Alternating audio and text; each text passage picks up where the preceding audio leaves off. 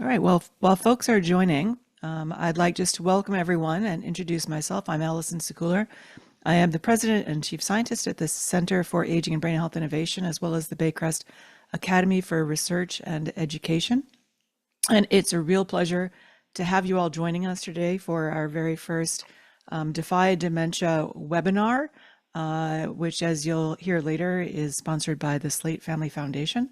And I'm really excited that we've got with us some very special guests, so you'll be hearing from shortly. First of all, I want to introduce Dr. Walter Wittich, who's an associate professor at the School of Optometry at the University of Montreal in Quebec, Canada. And he is also an expert in vision and hearing loss.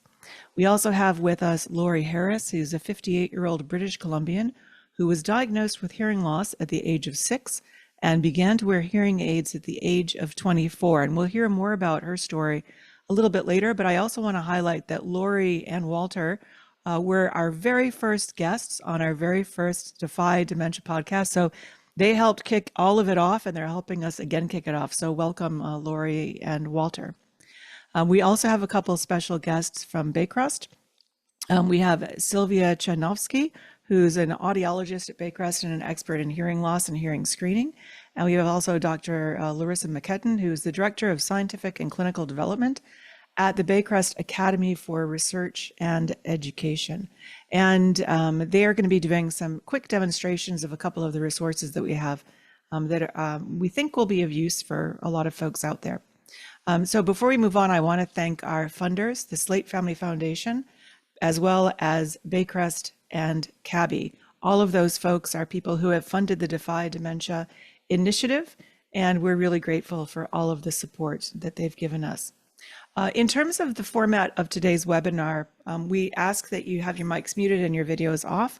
We want to make sure that you know that the webinar is going to be recorded, but not the Q&A session. So at the end, you'll see on the bottom, there's a little box that says Q&A. You can enter any of your questions you have for us there. And we'll be getting to those at the end.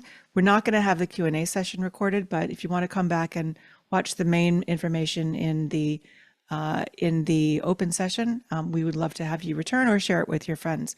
When you are listening, if you can't hear it well, be sure you're turning up the volume on your computers, especially when we're sharing a video that has sound. And just for folks who may not be as familiar with the Zoom webinar format, if you need closed captions, there is a CC button on the bottom of the webinar, which you can use to show captions. And there is a chat for any technical assistance if you're having problems with anything. I find sometimes you don't see all the options. If that's the case, you can expand your window so that you can see all of the options on the bottom. And then, as I mentioned before, there's a Q&A button if you have any questions for me or for Larissa or Sylvia or Walter or Laurie at the end. And we're going to have that designated time for the Q&A. So in terms of the objectives for today's webinar, we want people to come out of this with an understanding that your dementia risk is something that you have some control over. What we mean by that is that dementia risk is modifiable, especially related to some of the factors we're going to be focusing on today, which are sensory loss. So that's your hearing loss and vision loss if you don't treat them appropriately. And we also want to make sure that you are identifying some of the proactive measures that you can take to reduce your dementia risk. So these are things you can do. You've got some control over this. We want you to become familiar with some of the tools and resources that can support your sensory health and your brain health more generally. And we want you to learn from some experts around strategies to improve your quality of life and to improve the quality of lives for people that you may know who are living with dementia. And to start in our agenda, we're going to start by reviewing what is dementia and how is hearing and vision loss impacting dementia potentially. And we're going to show you a few tools that you can use to assess and reduce your dementia risk. And then later you'll have a question to ask us some questions. And we do have time in there. You'll see body break. We'll have a little bit of a break in there so you can grab some water, stretch, etc. We do know that it's good to not be sitting all the time. So if you're sitting, it's a really good chance to get up, walk around the room. If you listen to our exercise podcast, you'll hear great tips on all of that. So with that, we want to get started right in on that question, what is dementia? People often get confused because they might think that Alzheimer's is dementia, for example, or they might think that dementia is just one thing. It turns out that dementia is actually a general term which really describes a collection of symptoms that have an impact on your life, right? So these are clinical kinds of symptoms like memory loss and other sorts of symptoms, and they are caused by different sorts of disorders that affect your brain. And we'll talk a little bit later about the fact that people think about memory loss as the main symptom, which is related to dementia. There are lots and lots of other symptoms that people may experience as their first symptom of dementia as well. So it could be changes in mood, it could be changes in your ability to sort of plan for things. It could be, your sleep patterns. So there's a lot of different sorts of symptoms, if you will. They can all have an impact on your everyday life, which is when this sort of what might have been considered a mild cognitive impairment turns into dementia. Now, Alzheimer's is the most common form of dementia, which accounts for about 2/3 of all of the cases of dementia. And it turns out that it's actually very common that people don't have just one kind of dementia. So in addition to Alzheimer's, some of the other more common types would include vascular dementia, as well as Lewy body dementia and frontotemporal dementia. And where it says mixed pathology, that just means that people often have multiple forms. So you may have a vascular dementia combined with an Alzheimer's, right? And so right now, there are about 50 million people around the world living with dementia. And in Canada alone, we have almost 1 million people, about 750,000 people living with dementia right now. And that is expected to more than double in the next 25 years. So it's going to grow to almost 2 million people by the year 2050. So the estimates right now, if nothing changes, is that it's going to increase to about 1.75 million people in Canada alone. So this is a very, very significant impact on obviously the individuals living with dementia, but also their caregivers and also communities as a whole and society as a whole. And it's something we really want to make sure we're addressing as much as possible. So our goal is to do what we can to slow that rate of growth of dementia. If we can keep it from getting to 1.75 million, by the year 2050, that will be a huge success. And it turns out that there are things that we can do in our own lives to decrease our own dementia risk factors. So there is a great study that comes out once every couple of years, and it's in the Lancet, which is one of the best health journals, research journals in the world. And there is every couple of years, a new report comes out from the dementia working group in the Lancet. And what we have also seen is that, although people might say, well, my mother or my grandmother or my grandfather had dementia, so I'm really likely to have it. There's an assumption that just because you have a relative that had dementia, you're going to get it too. That is really the idea that it's linked to genetics. And there is a genetic factor, but it's actually quite small. And it plays a much smaller role in most kinds of dementias than people might think. So yes, you can't change certain risk factors. You can't change your age. You can't change your sex, although you obviously can change your gender. You can't change your genetics, but you can potentially change lots and lots of other things. And so that's what our focus really is on, these modifiable risk factors. And in the Lancet report, they focus on the role of these different risk factors at different stages of your life. But just because something is listed as early life or later life doesn't mean you shouldn't be addressing it earlier or later. On the Defy Dementia podcast, we often say you're never too young or too old to take care of your brain. And that's true for every single one of these risk factors. So earlier in life, some of the things that we know are more associated with greater risk of dementia is less education. But we also know that continuing your education throughout your lifetime is also protective in terms of reducing your risk factor.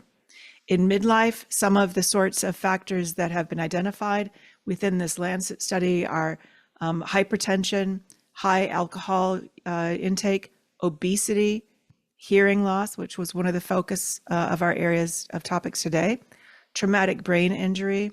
And one of the newer ones that was just identified in the most recent Lancet report is high LDL cholesterol. There's two different kinds of cholesterol you may have heard about: the good cholesterol, which is your HDL cholesterol, and the bad cholesterol, which is your LDL cholesterol. So the higher LDL cholesterol is, the more likely you are to be at risk, not just for dementia, but for a whole range of other health factors. In later life, from your ages 65 up, some of the factors that are most critical at that stage of your life would be smoking, depression, loneliness and social isolation, physical inactivity, air pollution, diabetes, and a new one that was just identified and confirmed in the most recent Lancet report is untreated vision loss. So we're going to be talking especially about untreated vision loss and hearing loss in the discussions today.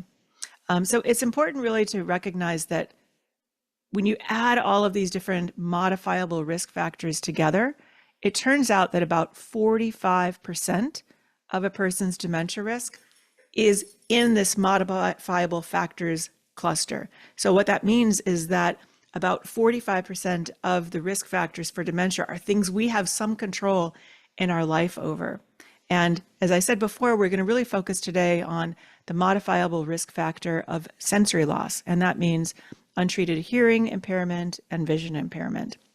And this was, as I mentioned before, the very first topic of discussion in our podcast, which is called Defy Dementia. And you can see our artwork for the Defy Dementia podcast right there.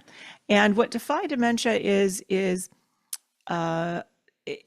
sort of a multimodal approach to raising awareness about dementia. We wanted to alert and inform Canadians and people around the world about changes that they can make to reduce their dementia risk. And to get it kicked off, we received funding from the Public Health Agency of Canada to create the project. And it includes this podcast from Baycrest that's dedicated to helping you reduce your dementia risk. And I am fortunate enough to co-host this podcast with the amazing science journalist Jay Ingram. And Jay and I have worked together on various projects since the 1990s.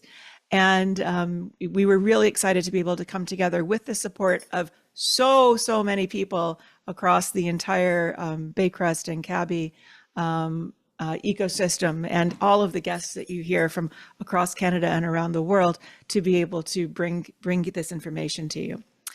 So there is the podcast, and in each of the different episodes, generally what we try to do is to, if you can go back to the last slide, generally what we try to do is to have a theme for each episode. And so this shows you the 16 different episodes that we have released so far. And we're going to share a link to the podcast toward the end of the session. We'll also be sending additional resources to you. But you can see, for example, in episode 1, when we did have Lori and Walter on as our guests, we heard a little bit about Lori's story, what it was like for her having hearing loss, what it changed when she got her hearing aids. And then we heard from Walter, from a scientific perspective, what's happening in the brain when someone does have hearing loss or vision loss. How could that be related to dementia? And we always try to give some tips on what people can do to change the trajectory of their brain health, take more control over that. So how do you make sure that you're checking in on your hearing and your vision? Following sensory loss, we also focused on loneliness and social isolation, cognitive engagement, exercise, nutrition. Now, nutrition's not listed on the Lancet report as one of the main risk factors, but of course, things like obesity are, and cholesterol and high blood pressure, those are all listed. And so because there is this link between nutrition and all of those other factors, we thought it was really important to make sure people understood, how do you eat healthy? And that's something else that we really think is important to recognize, that The Lancet report gives you specific risk factors, but they're very much interrelated with each other and with a lot of other topics. Episode 6 was a little bit different, as was episode 15 and episode 9. Those sort of focused on where are we now and what are we planning to do for ourselves to improve our own brain health. We also focused on the environment. One of the risk factors people are often surprised to hear is air pollution. You might have noticed that I said that that was a later life risk factor. It's also obviously earlier in life, but environmental changes are having an impact on our bodies and on our brains. And air pollution is one that people don't necessarily think about. And you might think, well, how do I avoid air pollution? How do I take control of it? But there are ways that you can do that as well. And happy to answer questions about that later, or you can go and listen to that podcast. Sleep is really, really important in terms of reducing your risk, as is reducing your stress. We do also talk about some other topics, for example, caregiving. Did you know, some of you might, some of you might not, if you are a caregiver for somebody who's living with dementia, you can be up to 6 times more likely to develop dementia yourself. And it's not because it's contagious.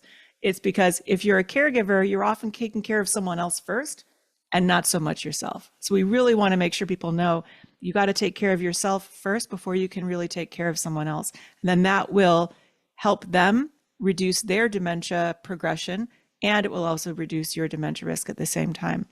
We have an episode that talks about genetics and what is the risk there and who does it mostly affect. And just bottom line for that, one of the things I think a great take-home message from the genetics episode is that even if you have the sort of genes that in some cases seem to be more predictive of certain kinds of dementia, if you do things like exercise and eat right and sleep well, you can counteract that genetic factor. Not always, but you can do whatever you can to reduce the impact of genetics. So it's not that having a gene necessarily is going to lead to dementia. All of these different risk factors can play against one another. And we also had an episode where we talked about the fact that the majority of people living with dementia are women. Something around 2/3 of all of the people living with Alzheimer's are women. And it's not just because women are living longer. There seem to be other sorts of factors. So we dive into that a little bit. Our most recent episode is a little bit different. It's not talking necessarily just about what you can do to reduce your own risk factors for dementia or to slow the progression of the disease if you've already been diagnosed, but it actually is talking about people who are interacting with folks who are living with dementia. And how do you make sure that you can do everything in your power to help them live their best possible lives? And sometimes someone, for example, may not remember that their spouse or a loved one has passed away. How do you respond when they're asking, where's my mom? And their mom hasn't been around for a long time. So that's one of the sorts of things that we're talking about in episode 16. And we have lots more episodes coming up. I want to say thank you again to the Slate Family Foundation. They have now funded us to continue the podcast for another 3 years. So there's going to be a lot more information coming your way. And if you've got suggestions for us on what are the topics that are really most important to you, please let us know. You can put it in the Q&A or you can send us a note after, because we're always looking for what we can do to be able to really improve the podcast and make sure that we're meeting the needs of the people who need it. Now, in addition to the podcasts, we, wherever we can, have supplemented them with additional resources that have the key messages of the podcast. So for example, my mom hates podcasts. She won't ever listen to one. She's never listened to a single one of my podcasts. Roseanne Aliong, who's one of our producers, she and I have had another podcast for 5 years. My mother has never listened to it. She loves me, I know, but she won't listen to my podcast. But she will read infographics because she's more of a visual person. She likes to look at things. She doesn't like to listen to things so much. And so for people who prefer to get their information in terms of an infographic, we have where we were able to created one pagers that sort of talk about, again, the key take home messages from each of the different podcast discussions that we have in terms of what is the risk factor and what can you do to take action. That's really, really very important. And then you can print it out, you can share it with others, you can just sort of access the infographics as a PDF and email it to your friends, share it on social media, whatever you'd like to do with it. These are all free for you to be able to use. and they're also available in both English and French. And the podcasts also are available in English and French. In addition to the infographics, we also have created for many of the podcast episodes short animated videos that summarize each podcast. And I'm going to have you listen to an example of one now. This is the very first one we did. Each of them is about 1 minute long, and they're animated, and they cover all the high points of the podcast in just 1 minute. So I'll turn it over to Kat to play the video for us.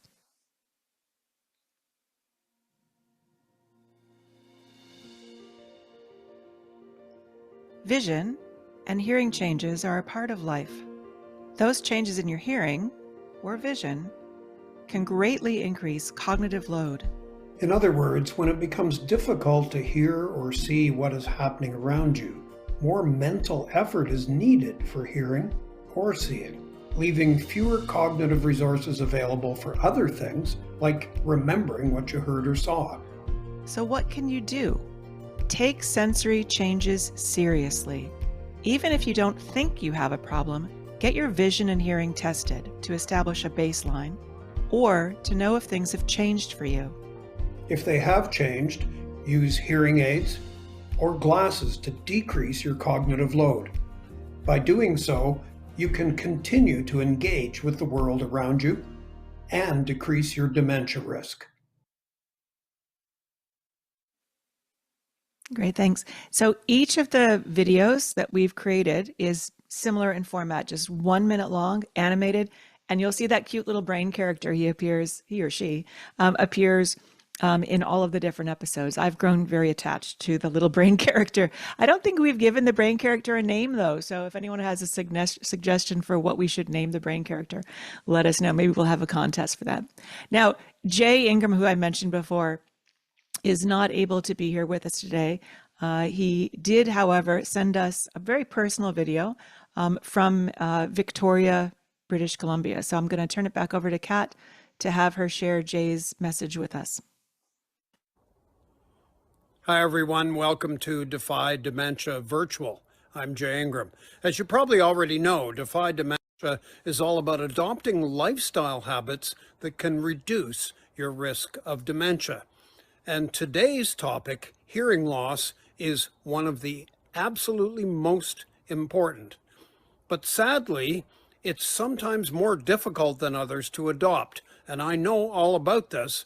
I do have significant hearing loss, and I wear hearing aids as a result. But hearing aid adoption has always faced a problem of stigma. People believe that if they're wearing hearing aids and others can see them, those other people will think they're older. This is why hearing aid companies spend so much time and money creating hearing aids that are invisible, like mine. But you know, my point of view on this is really, look, I want to get the best hearing aid technology I can so that I can interact better with the world around me. I don't want to obviously wear a 150-year-old giant ear trumpet, but I don't care about how visible my hearing aids are, and I don't care about the stigma. So my advice would be this: if you think you might have hearing loss, please get your hearing checked out. And if it turns out that hearing aids are going to help you significantly, then is it stigma that you're worried about, or is it your mental well-being that you're worried about? To me, there is no choice. Thank you, Jay. And I think Jay does a great job of highlighting some of the things that we can and should be doing to protect our hearing, what we can do to take action. Hearing loss accounts for about 7% of the total dementia risk factor. So if you look at all the different risks that are out there, your hearing loss is about 7%. So it is one of actually the larger risk factors for dementia. Vision loss ends up being globally closer to about 2% for untreated vision. And so together, your sensory information is nearly 10% of the entire risk factor for dementia. So that's something really to keep in mind. And so what you can do from the very beginning, and although We say that hearing loss has the biggest impact in midlife, even early in life. Make sure that people are protecting their hearing. And this is especially important, I think, now when more and more kids at a young age are wearing headphones and in-ear speakers, basically. And if you're cranking up the music very loud or listening to videos very loud, that can actually have a permanent effect on your hearing. So you want to make sure you're protecting your hearing. I'm a drummer. And so when I'm drumming, I always wear hearing protection. If you go to concerts, wear hearing protection. Do what you can to make sure that you are protecting your hearing. And these days, your phone can even tell you. There's a way to set on my Apple iPhone, there's a way to set it so it tells me if I'm in a loud environment for too long. It'll give me an alert. So, we can talk more about that if people are interested later, but there's all different ways that you can protect your hearing. You also should make sure that you're getting sort of baseline understanding of what your hearing is like and what your vision is like. So, get your baseline hearing assessment done, get your vision checked. And we're going to be sharing a free screening tool with you shortly around your hearing. But you want to make sure that you're using that and then also getting your vision checked, and make sure that you're wearing your glasses and get your prescription checked regularly for any sorts of glasses. And it's sort of funny when Jay's talking about stigma, people have a stigma around hearing aids, but people don't seem to have much of a stigma around glasses. In fact, these days, and you'll see Walter has some amazing glasses on. People are trying to wear glasses that are like, I've seen so many amazing frames that are as colorful and as big as possible. So it's sort of, why is it that we have this stigma associated with our hearing, but not with our vision? It's normal that our hearing and our vision change with age, right? That is going to happen. It doesn't necessarily mean that you have hearing loss or vision loss. You might be normal for your age, but you also should be getting it checked to see if maybe your hearing loss has gotten to the point where there is something that you should do to get it addressed. And we also want to make sure people, as I've mentioned, are going to be using those hearing aids, whether they're glasses or contact lenses or hearing aids or other sorts of approaches that people are using these days. It's really important to be able to make sure that you can get the information into your brain, because if you can't see something and you can't hear something, it's going to make it a lot harder for your brain to remember what it was that you had experienced, or to pay attention to the right thing. And we'll hear a little bit more about that from a personal perspective in a few minutes when we talk to Lori. We also want to make sure that people know that you should give yourself time. And again, we can probably talk to Lori to get her a great story from her on what this means. But really, if you're having a harder time hearing something or seeing something, recognize it may take you longer to comprehend something. And so just give yourself that extra bit of time to be able to process the information. And we do know that using these sorts of sensory aids and giving yourself more time, those approaches can help to decrease what we call your cognitive load, which is how hard it is for your brain to process information. And it might even slow cognitive decline. Now, I mentioned this hearing test that we have created at Baycrest, and I'm going to turn it over to Sylvia to tell us a little bit more about what is this online hearing screen tool and how can people access it. So Sylvia, over to you. Good afternoon, everyone. Thanks for joining. I'm going to talk to you guys about our online hearing screening tool. So our tool can be accessed through the Baycrest website. If you just go to the hearing services or audiology portion, you can see on the sidebar there, it's highlighted online hearing screening tool. So as soon as you click that, it opens up our hearing screening tool. It takes about 5 minutes to complete. You can also scroll down and then press click here to start the test. There you go. So check your hearings unless you're hearing in less than 5 minutes. So when you click that, it opens up another screen. We just have you answer a couple of questions about yourself and your hearing. And then we check your hearing through the use of headphones, and we instantly see your results. So we press continue. So we do ask your gender and your age, and then next. And we kind of go through a couple of questions about your hearing. So we do use this information later on. If you do ask us to contact you about your result, we can identify some of these problem areas and then talk to you about potential solutions that we can go through. So many people do have trouble on the phone or in noise. So we kind of go through and you rate your own ability. So you might say often, or maybe someone has suggested that you may have a hearing loss. And then if one ear hears better than the other, you can kind of select that as well. Who do you have the most trouble hearing? And have you thought about how you might deal with your hearing trouble? And then how soon you might take action on that hearing trouble. So now that you've found a quiet place, you can actually do our hearing screening through any kind of electronic device, laptop, computer, tablet, phone. So we want to make sure you're in a quiet place for accuracy. So we'll close the window if there's some traffic, or the door if there's people in the hall. So we want to make sure we're in a quiet place. And we want to select the type of headphone that we have. We do recommend using over-the-ear headphones. And then the next question it'll ask is if it's wired or wireless. So we want to make sure that we are selecting the appropriate ones, the appropriate tiles here to match what we're using. We want to make sure our volume is set up to 100%. There we go. And then it's going to do like a little test story. It's going to play some audio for us. And then it's going to ask which ear we're hearing that story through, just so it knows which side's right and which side's left. Okay, so we want to select, for example, the right ear. And now we're ready for a hearing check. Headphones connected, volume is at 100%, and we're in a quiet area. We're ready to go. So it checks one ear at a time. So it starts with the right side. And the first thing we're going to do is we're going to try to get as loud as we can handle comfortably. So we're listening to a story here. We're looking kind of as loud as is comfortable for you. Rainbow is a division of white light into many beautiful colors.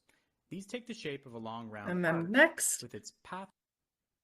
And then now we're doing the opposite. So now I like to kind of press that plus sign until I can hear the story. And then I back off with that minus sign until we can barely kind of make out what that person is saying still. And when you find that kind of sweet spot, you click next. Now we're doing the same thing. Now it's for different beeps and tones. So you're going to do this a couple of times per side. So you're going to kind of raise the volume till you can hear the beep nice and clear. And then you're going to back off until you can kind of barely make it out. And it's going to do this a couple of times more for the right side. And then you're going to go next. And then next. And now it's going to do the exact same thing on the left side. So I'm ready. It's looking for the loudest level. Then it's looking for the quietest volume that you can understand. And now again, it's going through those different tones that we use to check your hearing. We're looking for the quietest sounds that you can hear. So this test altogether takes around 5 minutes, which is amazing. And a lot of people will actually help their significant other or their partner, their care partner to kind of complete it with them. We want to make sure once we're done, lower back your volume so it's not at 100%. And we can view our results here. So here you can see this is our kind of end screen. So it's suggesting that you may have some hearing loss. This tool is designed to get a gauge of your hearing status. It's not a diagnostic test, so it won't diagnose you with hearing loss. If you get a normal result here, we would recommend kind of rescreening every year, for example, just to make sure that's not changing.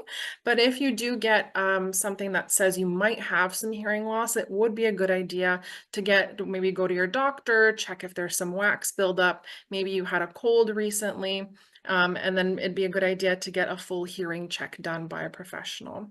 If you scroll down here, this is really what sets our tool apart. If you scroll down, you can request a follow-up from an audiologist.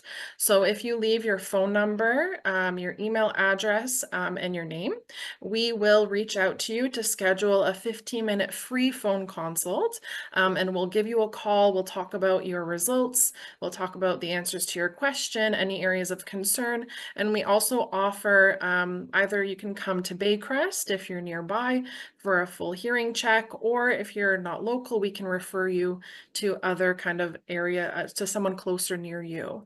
We also have a suite of online hearing help options that we can talk about and answer any questions that you might have about your hearing.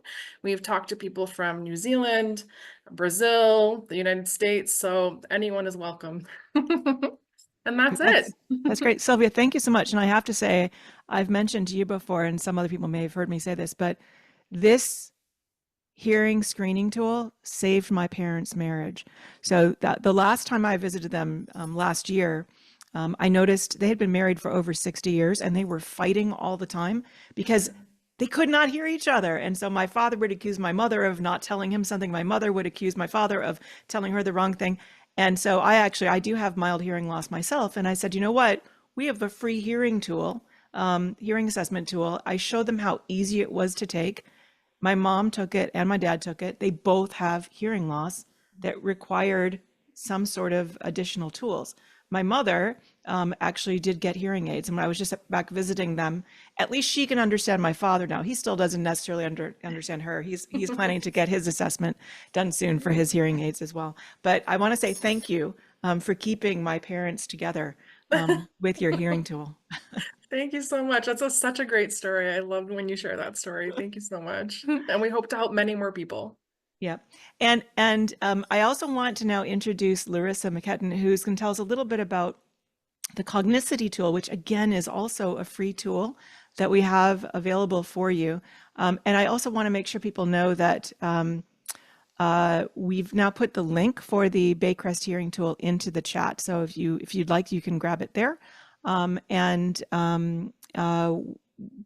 how do you know what your brain health is like to start with? That's what Larissa's going to tell us a little bit about what the Cognicity tool does. Thank you, Allison. So yes, I'm going to talk a little bit more about our free and private online brain health assessment that can be taken by anyone on the cognicity.com site. The brain health assessment, it takes only about 15 to 20 minutes to complete, and it asks participants to complete it in a quiet room on a computer or laptop with no distractions around. And once the test is complete, users are provided with a personalized report, which includes a brain health score from 0 to 100 with an interpretation of what that score means and suggested next steps. So this test has been validated for ages 20 to 94. So anyone within that age range can take the test and will get a report. And you can think of this assessment as a blood pressure cuff for the brain to help answer the question, is my memory normal, or should I follow up with seeing a doctor if experiencing memory concerns? And when you take the test, it consists of a demographic and health questionnaire and 4 cognitive tests.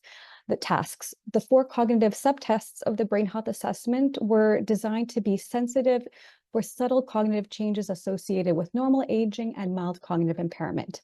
So the first step is to go on the cognicity.com site in any web browser, like a computer or a laptop.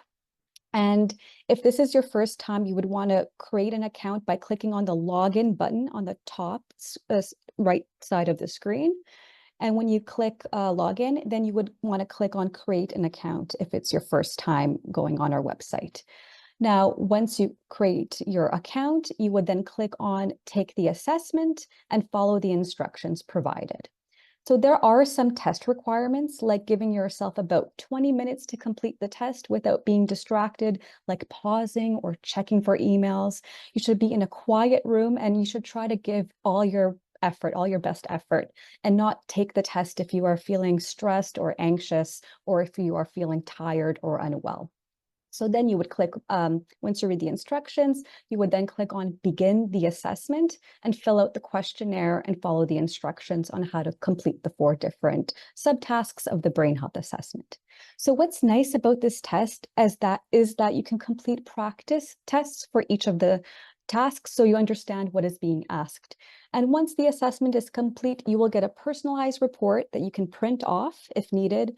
And as mentioned, the purpose of this test is to learn more about your memory and attention, and it would also let you know if you should follow up with your doctor if you are experiencing memory concerns. So thank you.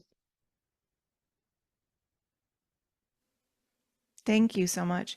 And again, this is such a great tool, and it's free for everybody. I think that's really important people to realize. And I take this test once every 6 months or so, just so that I can sort of keep track of what my own brain health is doing. And I think it's really important people to realize that, you know, where you are in terms of your baseline measurement, it's going to be different for everybody. I'm really bad at recognizing faces, so I will always do very poorly on the face test. That's part of this, where you've got to say whose name is linked to which face.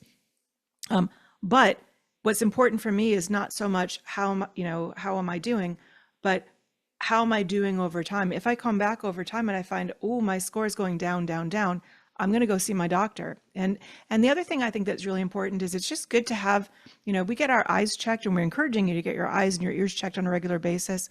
You know, a lot of women get mammograms on a regular basis. You want to have a baseline. So, you know, if someone in your family has a stroke, for example, wouldn't you want to know where were they before and then where are they after? So it's a really simple way to get a baseline for your brain health. And it can be really helpful for lots and lots of different areas.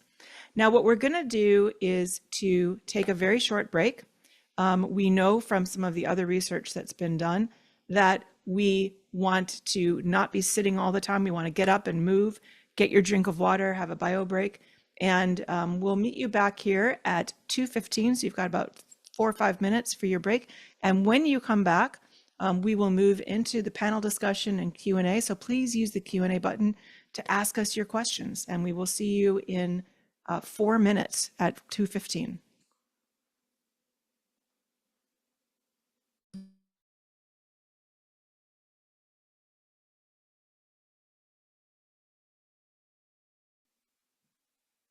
All right, welcome back, everyone. I hope you had a great break. And we're going to bring back on our panelists. I see Walter. I do not see, where is Lori?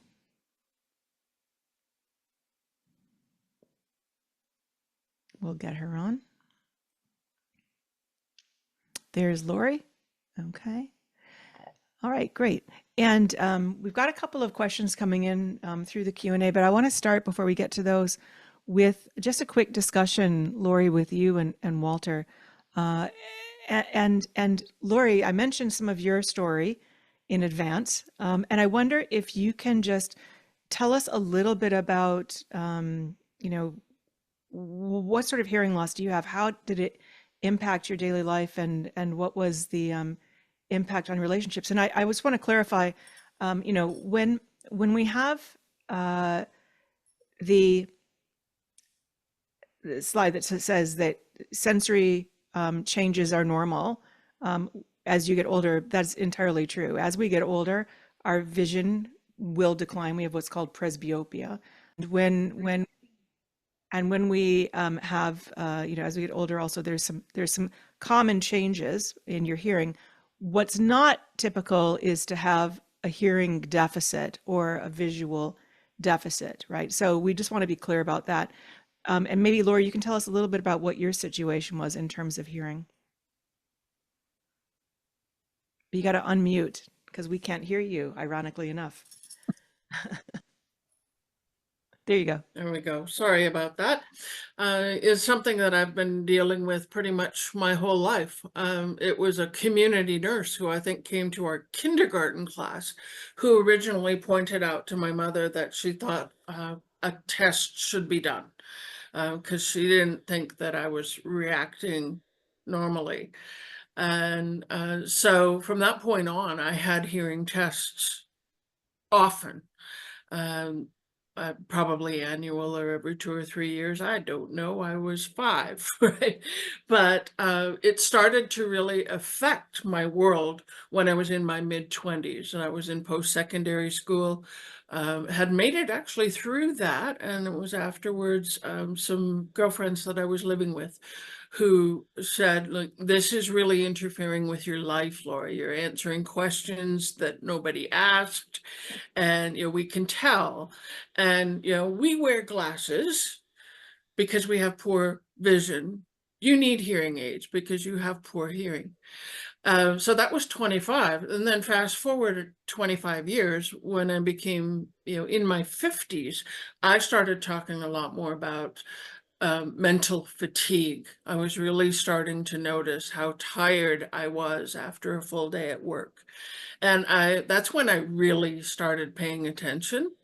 Um, and so that was 9 years ago. I'm 59 now. And I will say I have noticed a decline over those years. So there's lots of different factors, work factors, social factors, um, and just general health factors, and my overall concern about the links to dementia that play a part in my life now. Yeah. And to what extent did hearing aids actually help you? I'd be lost without them. Obviously, early on, I could still function.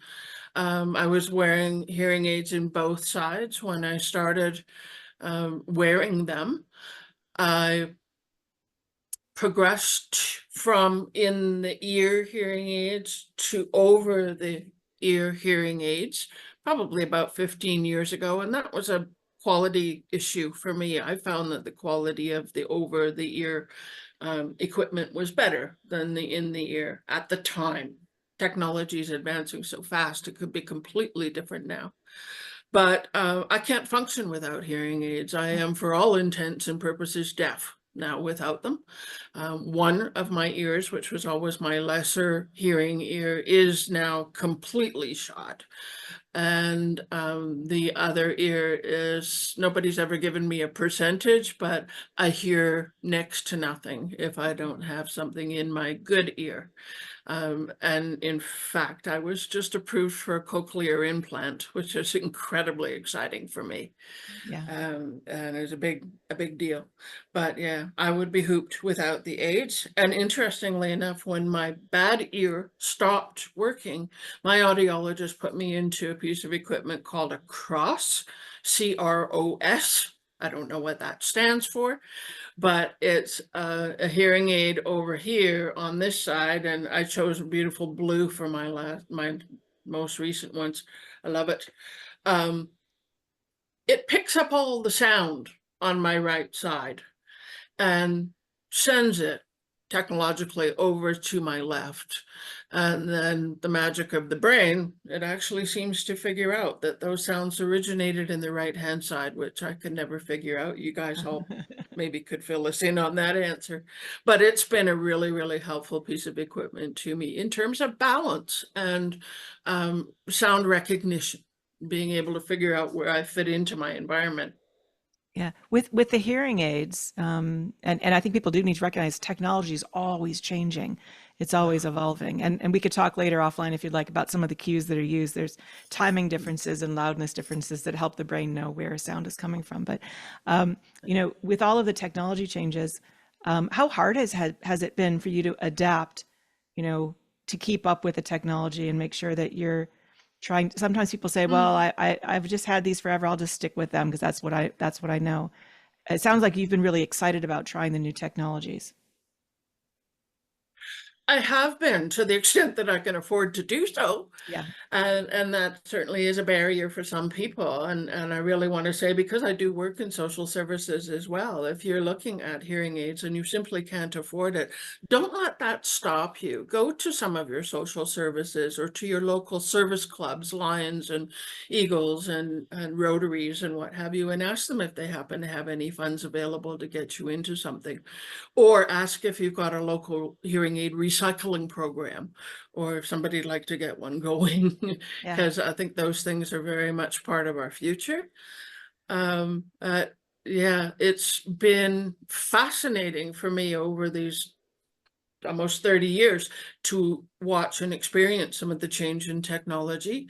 And now a lot of the additional aids. It's not just about tools, not aids. It's not just about the hearing aids for me now. It's about some of the other tools that are available, like, I don't know if you wouldn't be able to see this, but automatic transcribing Yes. on Yes. my telephone. Is it Yes. going to come up? No, it's just going to block things out. Sorry. But there are automatic transcribe programs that essentially can give the person that you're talking to captions. Yes. So that you can read at the same time that you're looking at them, and maybe reading their lips and maybe hearing a bit too. And it just, I guess, as you said, decreases that cognitive load and helps you to have a little bit more energy at the end Yeah. of the day. Yeah. We can always use a little bit more energy throughout the entire day. Oh, and it's tiring. Yeah. Yes. Yes. I used to come home from work and my husband would look at me in the eyes and say, "Yep, you're done. There's not going to be any conversation for us tonight because you've used all of your resources at work." Yeah. Before I turn it over to Walter, I have one more question for you, which is what advice would you give to other people who are experiencing any sort of hearing loss and might be worried about dementia? I think as you've all mentioned, get into treatment as soon as you can. As I kind of alluded, my ego was stopping me as a 20-year-old something or other from getting into hearing aids. I didn't want people to think that I was dumb or old. And hearing aids at the time were definitely something for old people. So get into it.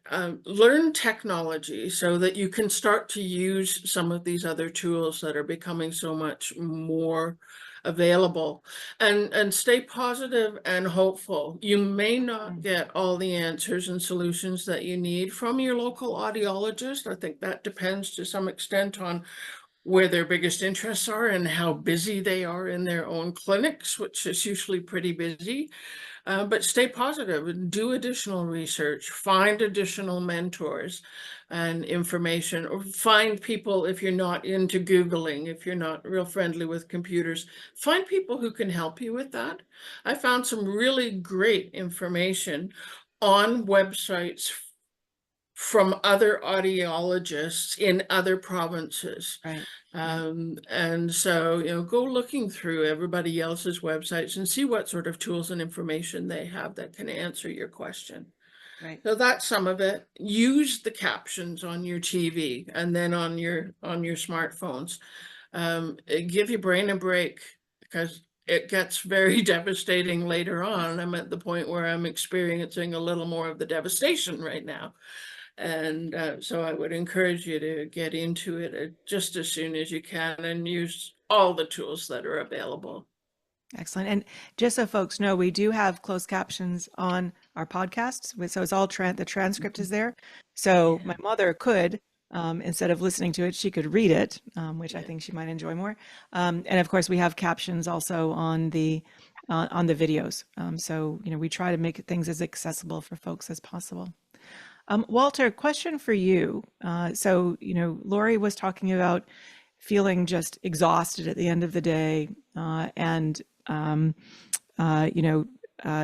She mentioned, cognitive load, that term. And what do we actually know from the science about the impact of sensory loss on our brain function? Yeah, I think, well, the idea of, you mentioned earlier cognitive reserve as this buffer that helps us keep everything together. This applies not only to cognition, this applies to everything. It applies to hearing as well, to have a hearing reserve, a visual reserve. For example, my example that I use often is that, yes, you could read at much smaller print, but you choose to read at a level that's a little larger because that's more comfortable. But that difference is your reading reserve, right? So you could go and make it more effortful, but there's no need to. Make it easy on yourself. And so this applies here as well. The moment your system starts having trouble, it simply becomes more effort. And it is that effort that will make you tired, and it is that fatigue that will then also interfere with your ability to remember things, to encode things, and therefore your cognition is simply affected by these downstream things that accumulate. What I also want to add in this is that these things don't live separately, right? If you have a bit of a vision problem and a bit of a hearing problem, they start building up on top of each other, and suddenly it just becomes too much to handle. Right. And we focused so far on the hearing loss for obvious reasons. I mean, Lori has experienced that herself. Jay talked about his effect there. You're also a vision specialist and focus in low vision. And you have the best glasses. I have to say, you always have the best glasses. So thank you for that. I personally was very excited when the latest Lancet report added untreated vision loss to the list of modifiable risk factors. And I'm wondering, the reason I was excited was we always knew it should be there. But having it officially listed gives some recognition to the fact that, yes, it's also an important factor. Can you speak to your impression of what does it mean to have it added there, and what can and should people be doing about that? So this is a little bit of a good news, bad news situation, because I agree with you. Vision had to be there. We all knew this was coming.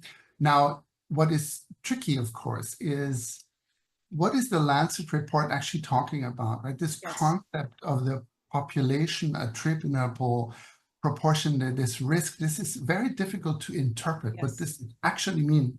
And so when you say, well, it can reduce the risk of dementia by 2%, what this statistic actually means is that if you would eliminate vision impairment globally as an issue, right?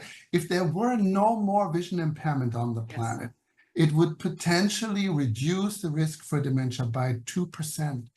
That's not a lot when you really think about it, because it is very unlikely that we will eliminate vision impairment as it exists currently. So we have to be very careful what we mean by this. But the good news is— And sorry, it also means different things in different parts of the world, because in Canada, for example, we're able to have vision assessed much more easily and treated more easily than some other parts of the world. So 2% is the global factor, right? But it may actually be accounting for more of the risk in some parts of the world than it is in other parts of the world, right? And we're in a good place. We have access to vision care, to hearing care. There are entire continents that are not that lucky. Right. But on the flip side to this, another factor that is important in the Lancet Commission is the social inclusion, social isolation piece. Yes. Now, if you look at what do we do with vision and hearing, it is what we do right here. We communicate with each other. We participate in activities. Sometimes your ability to exercise may actually depend on whether you can see where you're going and hear the people that you're walking with, for example. So even though vision and hearing themselves only play a certain part, they play a much larger part in the bigger picture of how we engage with life. So that is really where I think the solution is buried. The moment you, much like you said, Lori, the moment you got over yourself to get those hearing aids, right, it opened all of these other domains in your life again. This also relates a little bit to one of the questions that I've seen in the Q&A. Once you start developing a difficulty with reading, for example, reading becomes more effortful. Right. And so taking care of your ability to see and to take things in will take you out of this rut. It may even counteract your depression in case you're feeling down about this. So the downstream effects of sensory are involved everywhere. Yeah. Now, people know about glasses, obviously, as a vision aid. Lori talked about a number of different kinds of aids for hearing loss. What are some of the other kinds of tools that people might not know about for vision loss, and how would it differ? Because there's the standard kind of, as you get older, heart becomes, you need longer and longer arms to read the menu at a restaurant, right? That's one kind of, that's the sort of the standard changes that we see with aging. But then there's also things like glaucoma and macular degeneration and cataracts. And what do we know about each of those and how those affect vision and the brain, and how do we treat them? I think that sometimes we get stuck a little bit that, we're going to a place where we read letters on an eye chart and that's going to summarize what our vision is like, right? Turns out there are many other things we do with vision. And there are also many other things we can do about improving our visual abilities. Yes, there are glasses, but there are also, for example, strategies that you can implement. Example, if you do have early macular degeneration, it may be more difficult for you to recognize faces. Now, it is harder to get you the right pair of glasses that will let you recognize faces again. But if you tell your friends and family that you have trouble recognizing faces, then they can come and help you by saying, "Hi, it's Walter, I'm just over here." And suddenly I can recognize not only your voice, but also that you told me your name. And suddenly the functional impairment has disappeared, even though we did nothing about your vision. So there are tools, there are strategies, and there are sometimes also environmental adaptations that can make a big difference. People are stunned how much you can do with lighting. It turns out many of us sit at home in a room with a single light bulb, wondering why we don't see well. Well, it turns out light is a big deal, especially in evening and during the night. So that, there are many other things we can do besides what the optometrist can do. Yeah. And people might not know, but as you get older, your pupils, right, get smaller and smaller, when what the pupil does is it lets the light into your eye, right? Yeah. So if you've got a smaller hole for the light to get through, it makes sense. You'd want to turn the light up so you can get more light in your eye, right? It turns out that if you are 65, you need, I believe, about 12 times as much light as an 18-year-old. Wow. Have the same experience of brightness, right? So crank it up. You will be surprised how well this will help you. Yeah. And so don't be worried, but I know I've seen some people who, with their phones, they're afraid to make it look too bright. Again, there's a stigma. You make the letters really big and you make the phone really bright, and then, the 20-something-year-olds might make fun of you. Oh, well, if that's what you need to do to help you see, just like turning the volume up or putting the using your hearing aids or using the closed caption, if you need it, use it, right? Yes, exactly. Right. Laura, you want to chime in on this?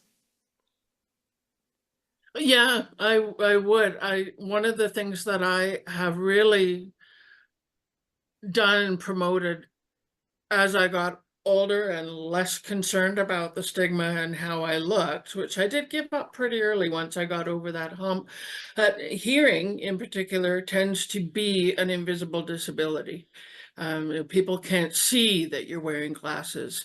It could be the same if you're wearing contacts. People wouldn't necessarily know that you have a vision impairment. And so talk about it, put it out there, show people the technology and the tools that you're using. They tend to be a little bit wowed by it. Like I've been showing people this live transcribe thing on my phone, which I can also use while I'm talking on my phone. And so the sound is going by Bluetooth to my hearing aid, and I'm reading the conversation on my phone at the same time. That's been a game changer for me. I was losing my ability to speak on the telephone, which jeopardizes my work tremendously. And so, yeah, talk about it.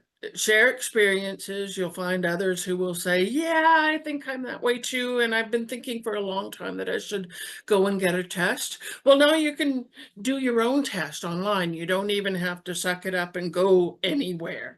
You can do these things online and get your base readings and make really good, educated choices as to whether or not you need treatment. Yeah. And I think reducing that stigma is so important. Yes, there's stigma associated with memory loss, associated with dementia, associated with aging in general. But there is still this stigma associated with hearing loss, especially. I find less so with vision loss, but to some extent with both. What are your thoughts on, this is one way, just talking about it is one way of addressing the stigma. Do either of you have other suggestions on what we can do to decrease that stigma?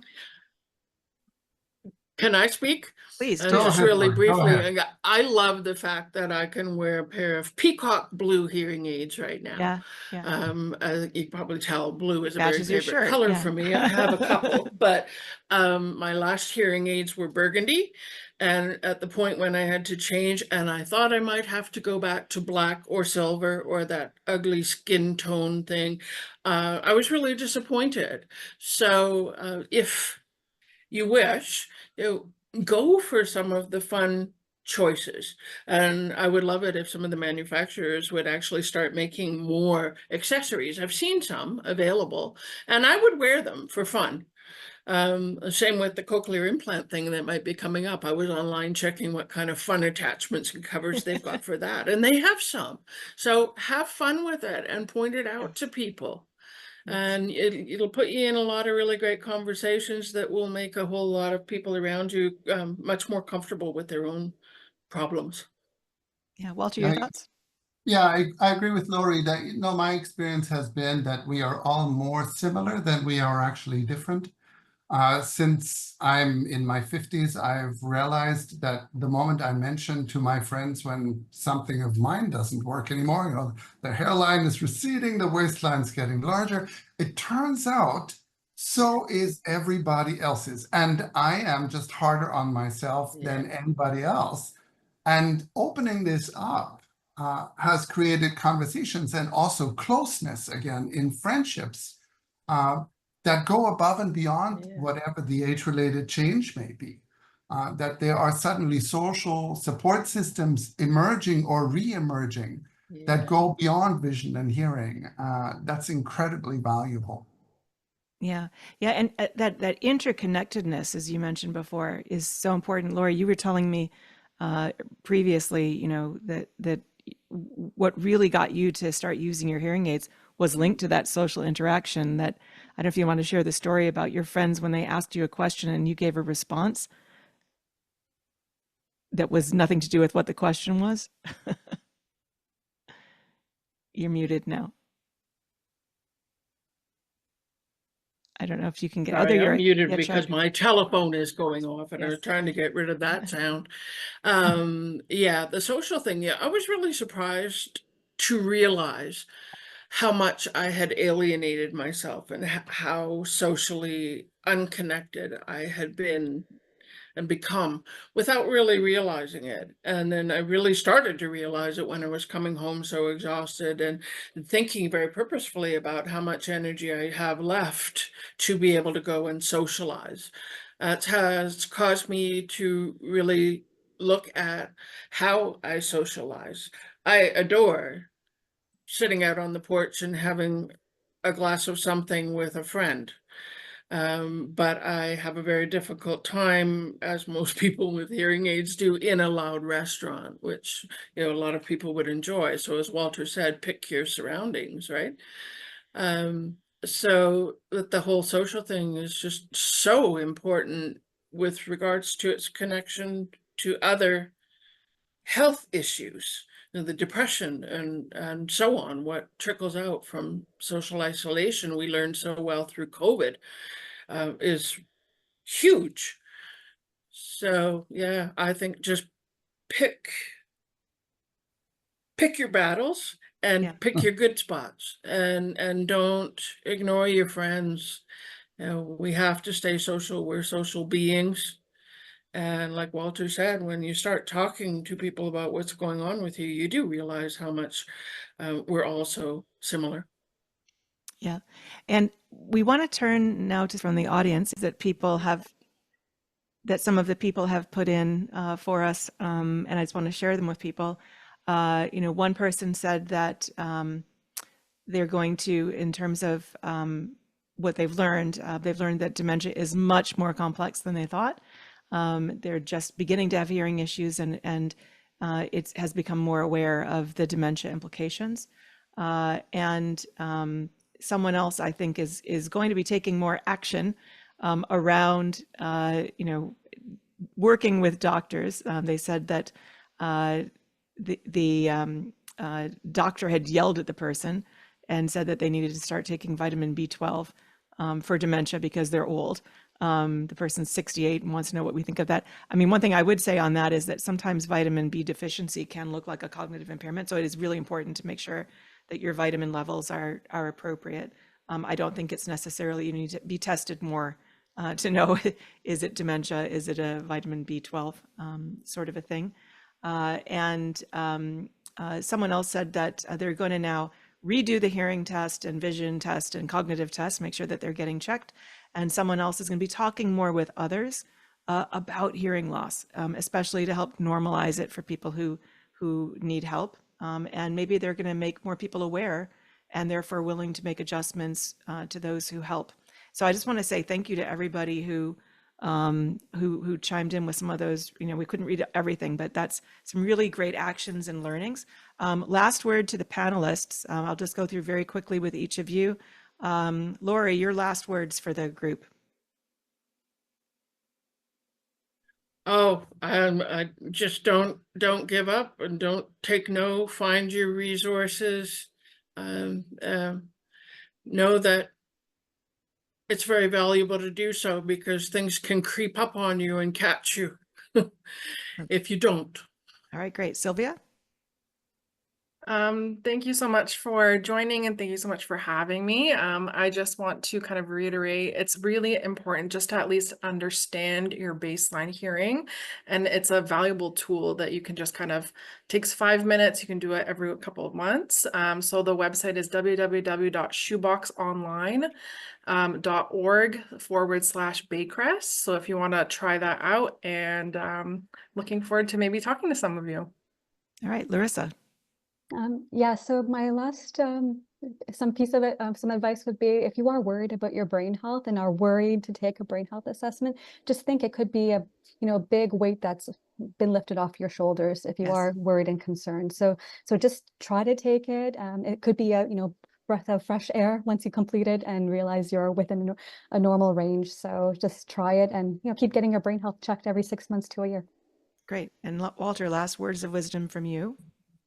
I think that the worst sentence I've ever heard by anybody is that somebody will tell you nothing more can be done. My answer to that is nothing more can be done by that person who just said that sentence. So you need to now go out and find somebody else who will then pick up where they left off. Absolutely. And I also am really inspired. I just saw a note come into the Q&A that says someone has had their hearing aid for 4 years, but has hardly ever used the hearing aids, but is going to start doing it from today. So thank you to everyone for inspiring this person and making a difference in their life. I want to draw everyone's attention to the resources that have been put into the chat for the Defy Dementia website, which includes all kinds of additional information, podcast, infographics, animations, and lots of resources that are there for each episode, as well as other resources that we've mentioned.